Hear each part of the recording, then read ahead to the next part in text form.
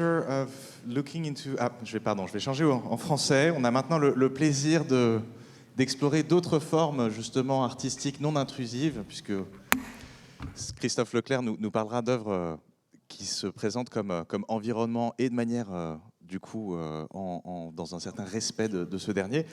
Christophe Leclerc, qui est enseignant, critique et chercheur en histoire de l'art contemporain. Sa recherche repose en grande partie sur la conception et l'étude d'archives liées à la création contemporaine, notamment de Experience in Art and Technology, que nous avons par ailleurs une exposition ici, que nous vous invitons à découvrir, et Christophe Leclerc est vraiment l'un des plus grands experts sur ce sujet, ainsi que tout un champ de Datascape.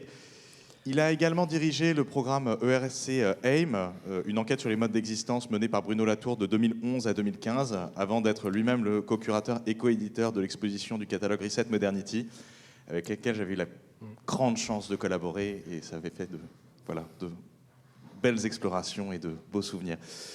Christophe Leclerc va ici nous parler d'un sujet qu'il connaît bien, de Fujiko Nakaya, dont il connaît vraiment le travail extrêmement bien et qu'il a exploré particulièrement, l'une des personnes qu'il a peut-être le mieux connu en France, et donc nous aurons énormément de chance de pouvoir le découvrir.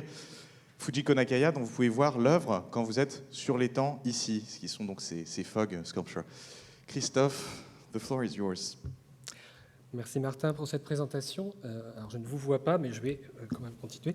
Donc je suis parti d'un constat, c'est que un petit pan de la création contemporaine actuelle semble de nouveau hanter ou s'intéresser simplement à la figure du nuage et du brouillard.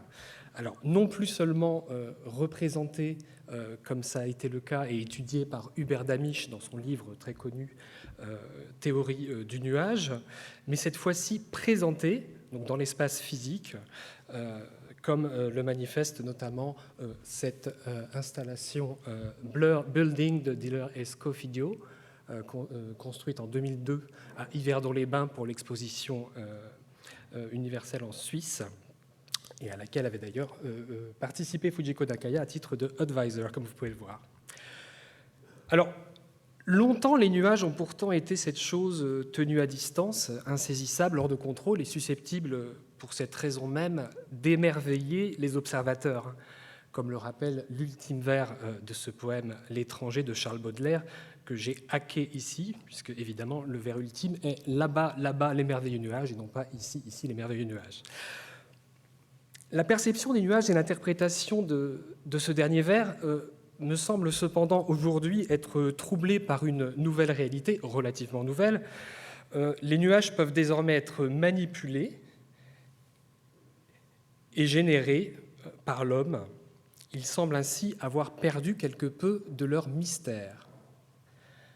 Alors, j'en veux pour preuve la publication notamment de cet ouvrage relativement récent, de janvier 2025, « Géopolitique du nuage », qui évoque le contrôle effectif de la météo et du climat. Les formes nuageuses sont devenues ces hybrides exemplaires de nature et de culture et sont devenues pour le moins inquiétantes, ce dont se font l'écho certains artistes, comme ici le duo EE, qui a publié cet ouvrage intitulé « Man-Made Clouds », ou encore, j'aurais pu montrer Cloud Studies du collectif Forensic Architecture. Alors, la transposition d'un phénomène naturel à l'intérieur d'un espace d'exposition, comme vous pouvez le voir ici avec Cloudscape de Transolar et Tetsuo Kondo, au ZKM à Karlsruhe en 2015, entend ainsi montrer, je cite la page web, comment l'homme influence la nature dans des proportions toujours grandissantes, comment il peut la simuler et la diriger. Alors évidemment, dans cette perspective, j'y arrive, il m'a semblé extrêmement intéressant de revenir depuis notre présent particulièrement flou, clin d'œil à l'exposition qui se tient à l'Orangerie et dans laquelle Fujiko aurait très bien pu participer, être présenté. Donc, il m'a semblé intéressant de revenir à ce geste fondateur qui a eu lieu dans le contexte de l'exposition universelle d'Osaka en 1970, à ne pas confondre avec l'actuelle en 2025 dans le même lieu. Donc celui de la réalisation par l'artiste Fujiko Nakaya et le physicien Tom Mee du premier brouillard artificiel à base d'eau potable, dont la forme en perpétuel changement dépendait alors des conditions météorologiques, du site. Fujiko Nakaya est elle-même la fille d'Ukichiro Nakaya, célèbre inventeur de la neige artificielle. Voilà. Et vous pouvez, comme l'a dit Martin, observer son brouillard juste à côté. Le brouillard produit était susceptible, comme vous le voyez sur cette image qui est une photo de Fujiko, de recouvrir entièrement le dôme du Pepsi Pavilion, puisque c'était la marque Pepsi, enfin l'entreprise Pepsi qui avait confié les clés de son pavillon à ses artistes, plus précisément donc à Experiments in Art and Technology, cette organisation d'artistes et d'ingénieurs. Donc, vous pouvez voir une expo également en ces lieux, cofondée par deux artistes, Robert Wittmann et Robert Rauschenberg, et deux ingénieurs, Fred Waldauer et Billy Clover. Alors, pour la petite histoire, ce dôme de 50 mètres de diamètre et de 23 mètres de haut avait été jugé tellement laid par les artistes invités à participer à l'élaboration du pavillon qu'ils avaient souhaité, sur le ton de la blague, le recouvrir d'un nuage, chose impossible à l'époque. C'est le terme employé dans les archives. Autre anecdote intéressante, lors de la première mise en fonction du brouillard, les pompiers japonais du site se sont précipités, croyant avoir affaire à un incendie. Autant dire qu'ils ont appris de l'inconnu à leur manière. Donc, un malentendu consisterait peut-être à interpréter cette œuvre de Fujiko comme la traduction seulement de ce souci moderne de connaissance d'une part, de reproduction de phénomènes naturels et de contrôle de la nature par la technique, qui participerait quelque peu à sa démystification, donc à la perte de ce sentiment de merveilleux.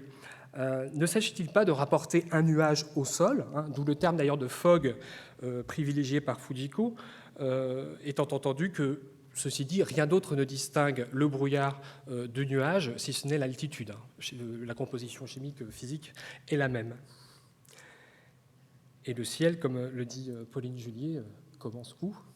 Peut-être à nos pieds déjà. Alors, elle a eu cette phrase intéressante, elle a confié à Billy Clover dans un entretien que le brouillard cache les choses visibles, mais aussi il rend visible ce qu'on ne peut pas voir, comme le vent. Il fait voir le vent.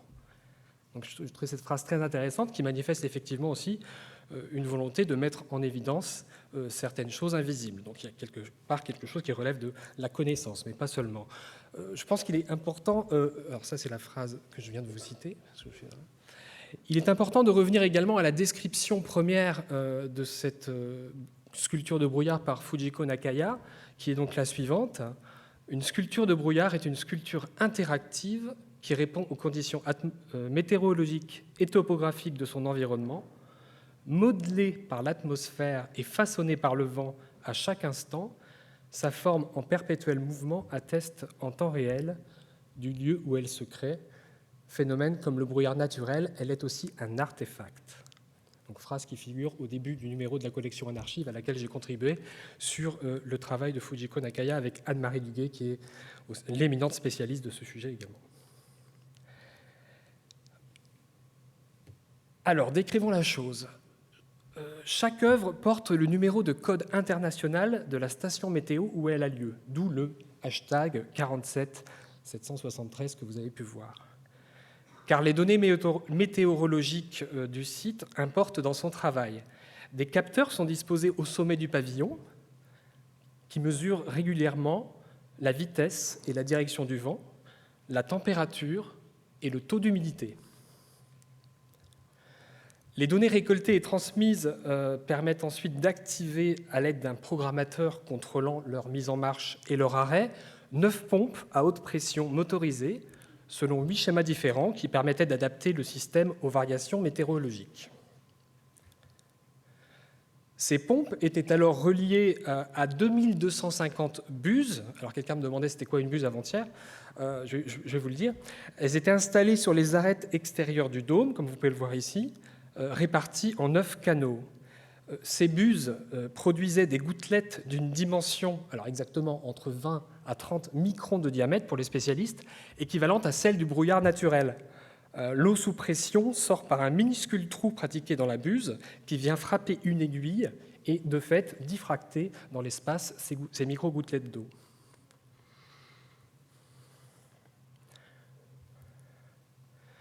Alors, modèle pour cette raison même de la collaboration entre artistes et ingénieurs promue par l'organisation EAT, donc Experiments in Art and Technology, dont vous avez l'exposition en ce moment même.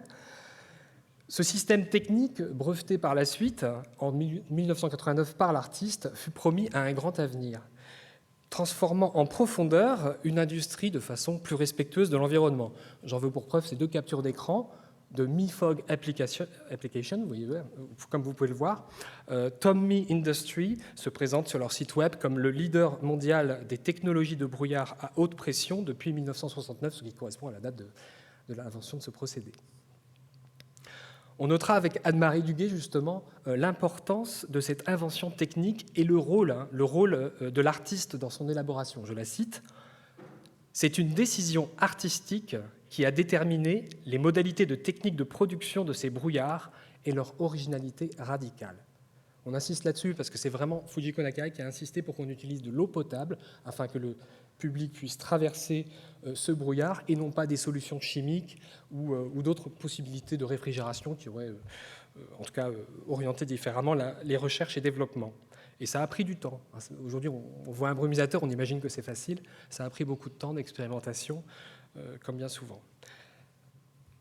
Alors, cette collaboration modèle fut d'ailleurs relayée dès novembre 1970 dans la revue Techné, dont vous avez des exemplaires dans l'expo, dirigée par l'équipe d'EAT à destination de ses membres, en usant d'un langage qui soit compréhensible à la fois par les artistes intéressés par les technologies et par les ingénieurs pour comprendre les intentions des artistes.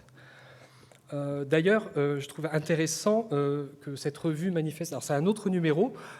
On voit que c'était dans l'air, cette recherche-là, puisque vous avez dans la partie supérieure, je fais un gros plan,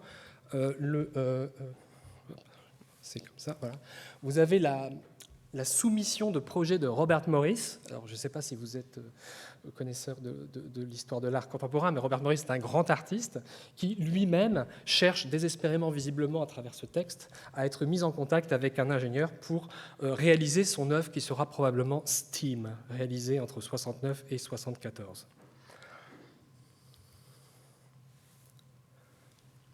Donc, l'enjeu n'est pas tant ici, il me semble, de rapporter l'inconnu au connu dans une perspective qui serait essentiellement et strictement scientifique, ni de contrôler un environnement à l'usage de nouvelles technologies.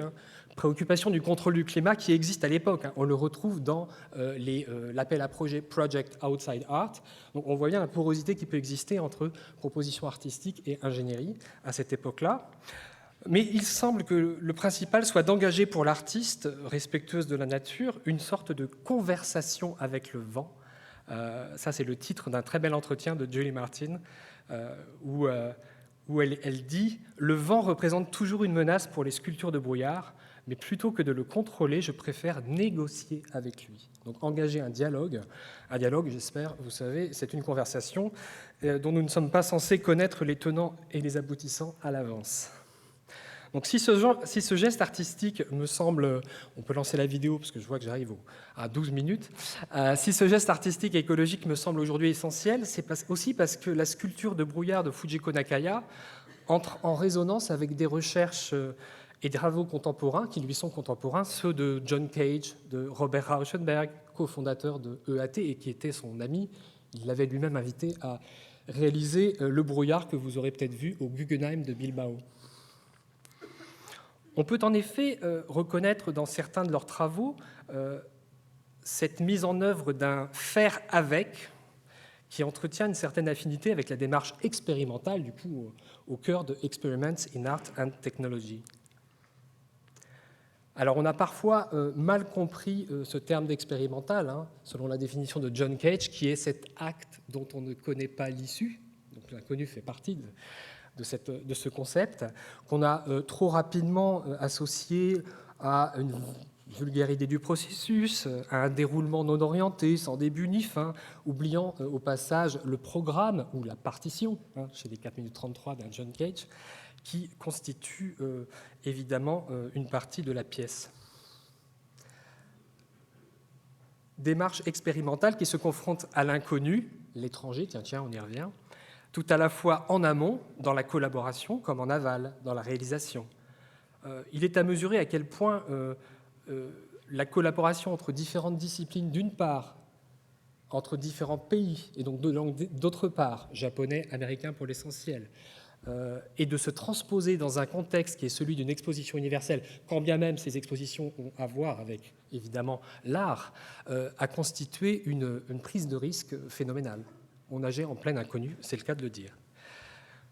Et donc, il me semble, et je conclurai là-dessus, que cette démarche expérimentale et environnementale, on en mesure aujourd'hui la postérité, avec notamment l'exposition Danse avec les démons. Alors j'ai pris la première appellation, je sais que le titre de l'exposition change en permanence, donc c'est la seconde exposition temporaire que vous pouvez voir ici, également présentée ici, dont je vous livre ici une archive vidéo de sa première itération à la Fondation Baylor, il y a exactement 1 an.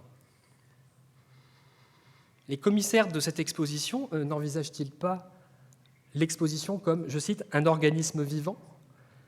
Quand Kluwer décrivait le pavillon auquel participait Fujiko comme Living Responsive Environment, un environnement vivant et réactif. Voilà, donc je pense que je vais m'arrêter là pour éventuellement céder la place ou répondre à des questions. Merci beaucoup.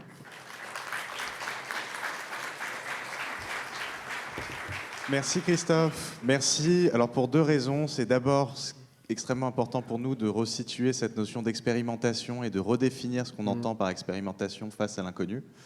Puis ensuite, merci de créer du lien pour qu'on connecte et comprenne notre programmation cette année avec ces 2 expositions, Dancing with Demons et Experiments in Art and Technology. Est-ce qu'il y a des questions pour Christophe ?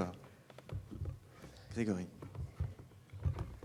Le contexte des relations, merci beaucoup. Le contexte des relations entre science et art par rapport aux années 1970 a beaucoup changé. On peut difficilement partager cette sorte d'optimisme et de fascination.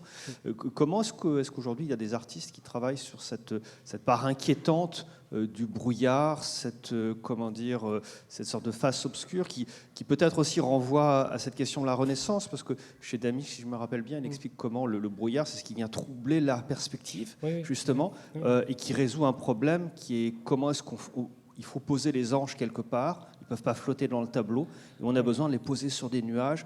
Donc une sorte de part obscure qui est ce rapport aussi compliqué entre la lumière et le nuage, qui reflète, qui absorbe, enfin...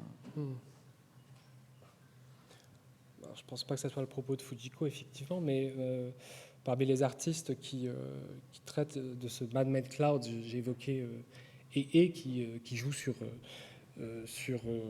vraiment sur ce trouble que l'on peut avoir lorsque l'on observe des nuages. Je pense à leur travail qui s'intitule notamment, et qui montre d'ailleurs, qui répond à votre question, même s'il n'y a plus l'optimisme, il reste encore des collaborations possibles, et moi j'estime souhaitables. Même si, petit aparté, on peut estimer que c'est un cas unique, cette collaboration, enfin un cas relativement rare, mais comme je le confiais à Franck Lebovici, ce qui est bien en art, c'est qu'il suffit que ça n'existe qu'une seule fois pour se dire que c'est possible. Et donc ça ouvre des imaginaires et des pistes. Donc là, je pensais à quoi ? Je pensais à ce travail qui avait été fait, le nuage vert, je ne sais pas si vous connaissez, qui a consisté dans un pays nordique, j'ai oublié je crois que c'est... non, je ne vais pas dire de bêtises, à utiliser le panache de fumée qui sortait d'une centrale thermique qui fournissait l'électricité à un quartier pour diffuser un laser dont la forme était inversement proportionnelle à la consommation d'électricité du quartier.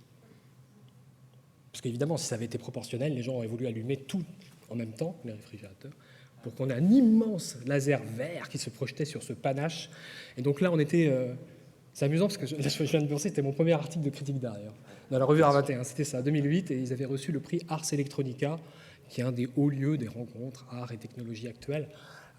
Voilà, j'espère répondre à votre question. Merci, merci. Est-ce qu'il y a d'autres questions pour Christophe Leclerc ? On peut prendre une question courte. Sinon, je peux répondre. Oui, Olivier. Attends, je dois t'apporter le micro. Merci pour la présentation. C'est vrai que là, on a une vision anthropomorphique du brouillard un peu inquiétant. Vous disiez ? Non, je disais, on a une vision un peu anthropomorphique du brouillard un petit peu inquiétant qu'on ne voit pas, etc. Et c'est quand même un élément essentiel de plusieurs écosystèmes naturels. Les forêts de brouillard, par exemple, qui sont des systèmes qui fonctionnent qu'avec le brouillard. Est-ce qu'il y a eu cette dimension un petit peu écologique aussi du brouillard qui a été peut-être explorée par les artistes, de savoir en quoi ce brouillard est très important pour certaines espèces et va être mis à mal aussi par le changement climatique ? Alors, je ne suis pas sûr de pouvoir pleinement répondre à la question, mais ce qui est sûr, c'est que Donc là, dans ce genre de collaboration, dont je suis plutôt le spécialiste, il y a un peu la part des choses. C'est-à-dire que l'artiste va utiliser ce brouillard pour réaliser ses œuvres, d'ailleurs en intérieur comme en extérieur, avec différentes modalités d'interaction, ou pas d'ailleurs, manuelles. Des fois, c'est activation des pompes manuelles. Et après, c'est davantage l'ingénieur qui va pouvoir voir des opportunités qu'il n'a pas vues. Donc je pense en citant l'exemple de Tom Mee, ça montre bien, bon là c'est assez remarquable, c'est pas un détournement, c'est simplement une application possible à partir d'un possible qui a été formulé avec, d'ailleurs c'est pas ensemble, avec l'artiste. Mais ça mériterait une étude un peu plus approfondie pour répondre. C'est ça, très intéressant. Ouais. Merci beaucoup, Christophe. Moi, j'étais content, enfin, c'est juste une micro-anecdote de revoir Tetsuo Kondo. Oui, tu l'as vu aux écrans. Et en effet, un jour, on était arrivé dans l'espace d'exposition, on ne trouvait pas le nuage, on ne comprenait pas où il était, et donc les techniciens se remettent à travailler dans tous les sens pour comprendre comment recréer ce microclimat. Et en fait, ce qui s'était passé, c'était que la condensation s'était placée dans un ascenseur qui avait complètement changé l'hygrométrie. Donc le nuage était parti dans l'ascenseur et on s'en rendait compte on s'en est rendu compte parce que les portes ne se fermaient plus. Donc voilà. Oui, ça perturbe complètement l'écosystème. Hein. D'ailleurs, juste peut-être pour finir, il y avait un brouillard a été démonté à la Villette. Il y avait le jardin des brouillards. Il a été démonté, mais il y a des narrations qui racontent la mesure dans laquelle l'écosystème avait changé, les arbres poussaient davantage, les gens évidemment venaient se rafraîchir comme ici peut-être. Voilà, donc il y a beaucoup d'études à faire. Bon là pour le coup la pièce a disparu malheureusement, mais je pense merci à ça. Christophe, allez, merci Christophe Leclerc. Merci à vous. Nous allons passer du bruit.